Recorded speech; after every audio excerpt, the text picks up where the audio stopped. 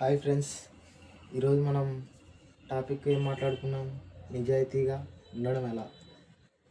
నిజాయితీగా ఉండాలంటే ప్రతి ఒక్కరూ జీవితంలో నిజాయితీగా ఉండాలని ఆలోచన చేస్తారు.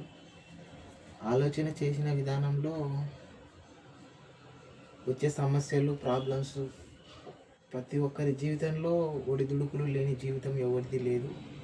ఒడిదుడుకులు ఉంటేనే జీవితం అని అంటారు. ప్రతి ఒక్కరి జీవితంలో ఒడిదుడుకులు ఉంటాయి. కష్ట నష్టాలు, సుఖాలు, బాధలు, కన్నీళ్ళు, చెప్పుకుంటివి ఎన్నెన్నో. జీవితం అంటేనే అంత. ఇవన్నీ చూసుకుంటూ, ఇవన్నీ భరిస్తూ, మనకి మనం మోటివేషనల్గా మన మనసుకు మనం సర్ది చెప్పుకుంటూ నిజాయితీగా ఉండడం ప్రతి ఒక్కరికి అది అంత ఈజీగా రాదు.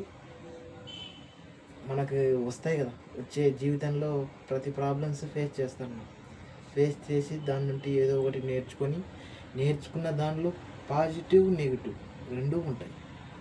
రెండూ ఉన్న దాంతో మనం పాజిటివ్ ఎత్తుకొని దాంట్లో ఏదైతే మనకి యూజ్ అవుతుందో దాన్ని తీసుకొని జీవితానికి ఉన్నత స్థాయికి ఎదగడానికి నిజాయితీ. ఉదాహరణగా, నిజాయితీగా నువ్వు బ్రతుకుతున్నావు అంటే దానికి మించిన హ్యాపీనెస్ ఇంకా ఏది ఉండదు. నిజాయితీ అది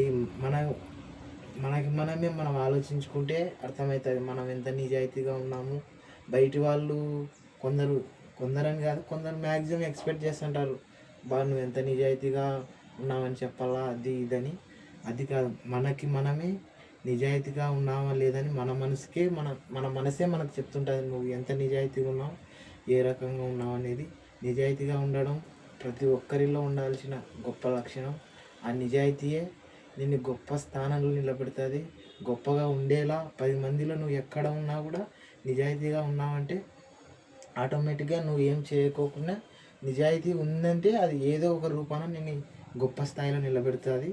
నిజాయితీ ప్రతి ఒక్కరూ నమ్ముకోవాలా, కానీ వచ్చే పరిస్థితులను తగ్గట్టు తీసుకునే డిసిషన్లు, తీసుకునే ఆలోచనలు తగ్గట్టు ఉంటుంది నిజాయితీ అనేది. నిజాయితీ అంటే కొందరు మోసం చేయడం, ఇట్లా ఉంటేనే ఈ జనరేషన్కి ఇదే కరెక్టా, అది కాదు. నిజాయితీ అంటే మనం 10 మందిలో వెళ్ళినప్పుడు ఒకరికి అన్యాయం చేయకుండా మన కష్టం మీద మనకు వచ్చిన దాంతో మన జీవనం సాగిస్తూ ఇతరులకు మంచి చేస్తూ నీ వర్క్ నువ్వు చేసుకుంటూ ముందుకు వెళ్ళడమే నిజాయితీగా ఉండడం. ఇంకా చెప్పాలంటే నిజాయితీగా ఇంకా ఏమున్నాయంటే, కొందరు చెడుగా ఆలోచిస్తూ ఒకరు బాగుపడుతుంటే మనం ఓర్వలేం. వాడు అంత బాగుపడినాడు, మనం లేము అని తొక్కలా, ఏదో రూపాన నెగిటివ్ థింకింగ్ ఇవన్నీ ఉంటాయి కదా. ఇవి వచ్చే ఆలోచనలు ప్రతి ఒక్కరు సమాప్తం చేసుకొని వాడు ఎలా ఎదిగాడు, వాడి నుంచి మనం ఏం నేర్చుకోవాలి, నిజాయితీగా ఉండి మనం నేర్చుకునే క్వాలిటీస్ గొప్పగా. ప్రతి ఒక్కరిలో తప్పు ఉంటుంది, ఒప్పు ఉంటుంది. రెండిటిలో మనం ఏది తీసుకోవాలో, మనకి ఏది అడాప్టబుల్ అవుతుందో అది తీసుకొని ముందుకు వెళ్తే నిజాయితీగా బ్రతకడం కరెక్ట్ అయిన decision. Okay, thank you friends.